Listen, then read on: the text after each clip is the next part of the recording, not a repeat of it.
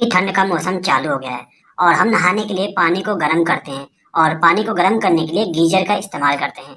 दोस्तों, आपके घर में जो गीजर इस्तेमाल किया जा रहा है, आप यदि उसको चालू करते हैं तो वो चालू भी हो सकता है या फिर किसी कारण से वो चालू ना भी हो सकता है।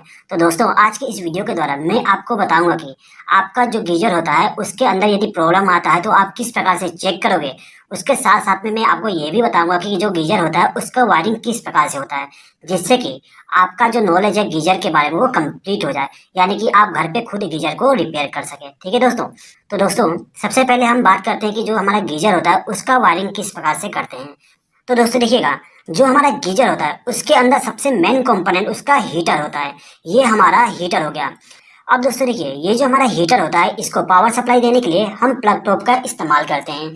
अब यदि हम इस प्लग टॉप के द्वारा पावर सप्लाई को कनेक्ट करके यदि मैं इस हीटर को कनेक्ट कर देता हूं तो हमारा जो हीटर है वो वर्क करने लगेगा, यानी कि पानी को गर्म करने लगेगा। लेकिन हमारा जो गीजर होता है उसमें कुछ प्रोटेक्शन इस्तेमाल किया जाता है। देखिए, जो हमारा गीजर होता है उसके अंदर एक थर्मोस्टेट होता है। ये जो थर्मोस्टेट होता है वो पानी को गर्म होने के बाद पावर सप्लाई को बंद कर देता है, यानी कि यहाँ पे जो हमारा थर्मोस्टेट होता है उसमें हम सेटिंग करते हैं कि कितने तक हमें पानी को गर्म करना है। अब जितना टेम्परेचर हम सेट करते हैं उतना टेम्परेचर पहुंचने के बाद जो हमारा हीटर होता है वो बंद हो जाता है।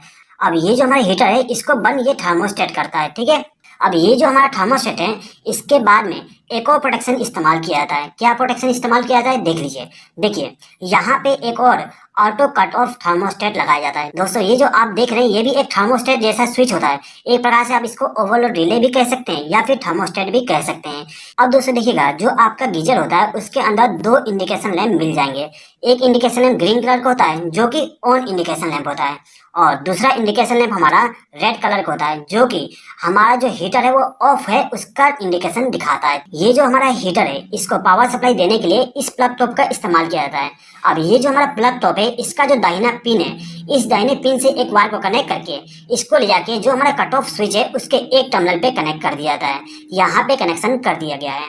अब यहाँ से हमें आउटपुट पावर सप्लाई मिलेगा, तो यहाँ से एक वायर को कनेक्ट करके हमारा जो थर्मोस्टेट है उसके एक टर्मिनल पे कनेक्ट कर देंगे, यानी कि इनकमिंग साइड पावर सप्लाई को कनेक्ट कर देंगे। अब ये जो हमारा थर्मोस्टेट है इसके इस टर्मिनल से हम एक वायर को कनेक्ट करके ले जाएंगे और जो हमारा हीटर है उसके एक टर्मिनल पे कनेक्ट कर देंगे। दोस्तों, एक चीज हमेशा याद रखिएगा, ये जो दोनों स्विच हैं इन दोनों स्विच को सीरीज में कनेक्ट किया जाता है। अब यहाँ पे जो हमारा हीटर था उसको फेज सप्लाई मिल गया। अब इस हीटर को न्यूट्रल सप्लाई देने के लिए हम क्या करते हैं, ये जो हमारा प्लग टॉप का लेफ्ट हैंड साइड वाली जो पिन है इस पिन से एक वायर कनेक्ट करेंगे और इसको ले जाके हमारा जो हीटर है उसके दूसरे टर्मिनल पे कनेक्ट कर देंगे, जिससे कि हमारा जो हीटर है उसको फेज सप्लाई और न्यूट्रल सप्लाई दोनों के दोनों मिल जाएंगे।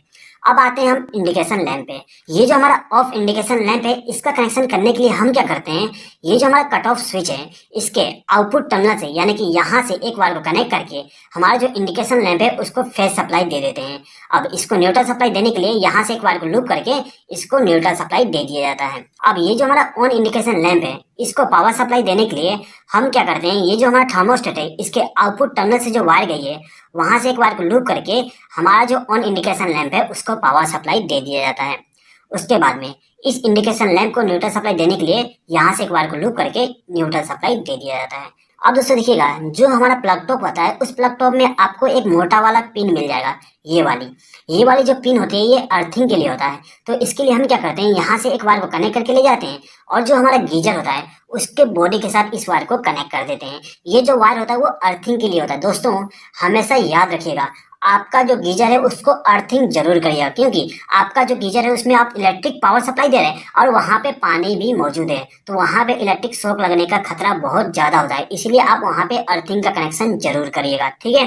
तो यहाँ पे जो आपका गीजर का वायरिंग था वो कंप्लीट हो गया। चलिए दोस्तों, एक बात समझ लीजिए कि जो आपका गीजर है वो कैसे वर्क करेगा।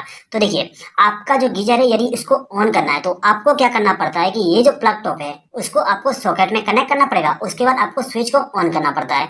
जैसे ही आप स्विच को ऑन करते हैं तो पावर सप्लाई यहाँ से फ्लो होते हुए कट ऑफ स्विच में चला जाता है, और कट ऑफ स्विच हमारा एनसी होता है। एनसी होने के कारण पावर सप्लाई यहाँ से फ्लो होते हुए हमारे थर्मोस्टेट में चल जाएगा, और यदि पानी का टेम्परेचर नॉर्मल है यानी कि कम है, जितना आपने थर्मोस्टेट का सेटिंग करके रखे हैं उससे कम है, तो आपका जो थर्मोस्टेट है वो क्या करेगा, पावर सप्लाई को आउटपुट टर्मिनल पे दे देगा, यानी कि इस टर्मिनल पे पावर सप्लाई आ जाएगी। और यहाँ से हमने एक वायर को कनेक्ट करके हमारा जो हीटर है उसका कनेक्शन किए हैं, तो हमारा जो हीटर है वो ऑन हो जाएगा। अब जैसे ही पानी गर्म हो जाता है तो ये जो थर्मोस्टेट होता है वो क्या करता है, पावर सप्लाई को ब्रेक कर देगा। कैसे ब्रेक करेगा, यहाँ पे जो हमारा थर्मोस्टेट है इसके अंदर एक बायोमेट्रिक स्ट्रिप लगा होता है, वो क्या करता है टेम्परेचर को सेंस करता है और टेम्परेचर को सेंस करने के बाद ऑपरेट हो जाता है। और ऑपरेट होने के बाद क्या करेगा, ये जो पावर सप्लाई यहाँ से यहाँ जा रही थी उसको ब्रेक कर देगा, यानी कि पावर सप्लाई जो यहाँ पे थी वो यहाँ पे नहीं पहुंच पाएगा, जिसके कारण से इस हीटर को फेज सप्लाई नहीं मिलेगा और हमारा जो हीटर है वो ऑफ हो जाएगी। अब जैसे ही आपका जो पानी का टेम्परेचर है दोबारा कम हो जाता है तो आपका जो हीटर है दोबारा ऑन हो जाएगी। अब दोस्तों देखिएगा, यहाँ पे हमारा जो इंडिकेशन लैंप है उसका भी कनेक्शन इसके आउटपुट टर्मिनल से किया गया है, यानी कि आपका जो हीटर है वो यदि ऑन रहता है तो आपका ये वाला इंडिकेशन भी ऑन रहेगा, और यदि आपका जो हीटर है वो ऑफ रहता है तो ये इंडिकेशन लैंप भी ऑफ रहेगा। ठीक है, अब यदि किसी कारण से हमारा जो थर्मोस्टेट है वो काम नहीं करता तो उस कंडीशन में हमारा जो कट ऑफ स्विच है वो ऑपरेट हो जाएगा। ये जो हमारा कट ऑफ स्विच है वो क्या करेगा, यहाँ से पावर सप्लाई जो यहाँ पे पहुंच रही थी उसको ब्रेक कर देगा, यानी कि यहाँ पे पावर सप्लाई नहीं आ पाएगी, जिसके कारण से आपका जो ये इंडिकेशन लैंप है वो ग्लो करना बंद कर देगा। ठीक है दोस्तों, तो यहाँ पे यदि आपका ये वाला इंडिकेशन लैंप ग्लो नहीं करता है तो यहाँ पे ये की पॉसिबल है कि आपका जो कट ऑफ स्विच है वो ऑपरेट हो गया है। अब यदि आपको कट ऑफ स्विच को नॉर्मल करना है तो आपको क्या करना पड़ता है कि आपका जो गीजर है उसके नीचे में जो ढक्कन होती है उसको ओपन करना पड़ेगा, और ओपन करने के बाद आपका जो कट ऑफ स्विच होता है उसमें लगा ये वाला जो स्विच है इसको प्रेस करिएगा। जैसे ही आप इसको प्रेस करोगे तो आपका कट ऑफ स्विच दोबारा नॉर्मल हो जाएगा। उसके बाद आप ढक्कन को बंद करके दोबारा गीजर को ऑन करिएगा, आप देखिएगा आपका जो गीजर है वो दोबारा ऑन हो जाएगा। अब दोस्तों देखिए, आपका जो गीजर होता है उसमें मोस्टली प्रॉब्लम आपका जो हीटर है उसमें आती है, यानी कि हमारा जो हीटर है वो खराब हो जाता है। यदि आपको हीटर को चेक करना है कि आपका जो हीटर है वो ओके है कि नहीं है तो उसके लिए आपको क्या करना पड़ता है कि आपका जो मल्टीमीटर है उसको एक रेजिस्टेंस पोजीशन पे सेलेक्ट कर देना है, यानी कि आपका जो रोटेटिंग नॉब होता है उसको रेजिस्टेंस पे सेलेक्ट कर लेंगे। उसके बाद में आपका जो वायर है यानी कि प्रोब है मल्टीमीटर का, उनको दोनों टर्मिनल पे कनेक्ट करना है हीटर के। इन दोनों प्रोब पे कनेक्ट करने के बाद आप यहाँ पे रेजिस्टेंस देखेंगे तो आपका जो रेजिस्टेंस है वो 1000 ओम 2000 ओम इस प्रकार से आएगा। ठीक है, अब यदि आपका रेजिस्टेंस कुछ वैल्यू शो कर रहा है यानी कि 1000 2000 3000 ओम शो कर रहा है तो आपका जो हीटर है वो ओके है। अब यदि आपका जो मल्टीमीटर है वो यदि ओएल शो कर रहा है यानी कि यहाँ पे रेजिस्टेंस को शो नहीं कर रहा है तो उसका मतलब ये है कि आपका जो हीटर है वो ओपन हो गया है, यानी कि खराब हो गया है। उस कंडीशन में आपका जो हीटर है उसको चेंज करना पड़ेगा। ठीक है, उसके बाद में आपका जो थर्मोस्टेट है यदि वो काम नहीं कर रहा है और आपको चेक करना है कि थर्मोस्टेट काम कर रहा है कि नहीं कर रहा है तो उसके लिए आपको क्या करना पड़ेगा, आप यहाँ पे मल्टीमीटर का इस्तेमाल करके कंटिन्यूटी कर सकते हैं।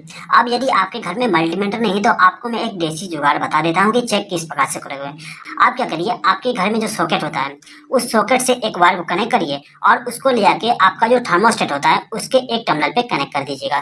दोस्तों यहाँ पे जो आपका थर्मोस्टेट है या फिर कट ऑफ स्विच है दोनों को चेक कर सकते हैं इस विधि से। ठीक है, तो यहाँ पे मैं आपको कट ऑफ स्विच का कनेक्शन करके बता रहा हूँ। ठीक है, तो यहाँ पर मैंने कट ऑफ स्विच को एक टर्मिनल पे एक फेज वायर को कनेक्ट कर दिया हूँ। ठीक है, अब आपके घर में टेस्टर तो होता ही होगा, आपको क्या करना है टेस्टर को दूसरे टर्मिनल पे कनेक्ट कर देना है। ठीक है, और आपका जो पावर सप्लाई है उसको ऑन कर दीजिएगा। जैसे ही ऑन करोगे तो आपका जो टेस्टर है यदि यहाँ पे लाइट जल रहा है तो इसका मतलब ये है कि आपका जो थर्मोस्टेट है वो आउटपुट पावर सप्लाई जनरेट कर रहा है।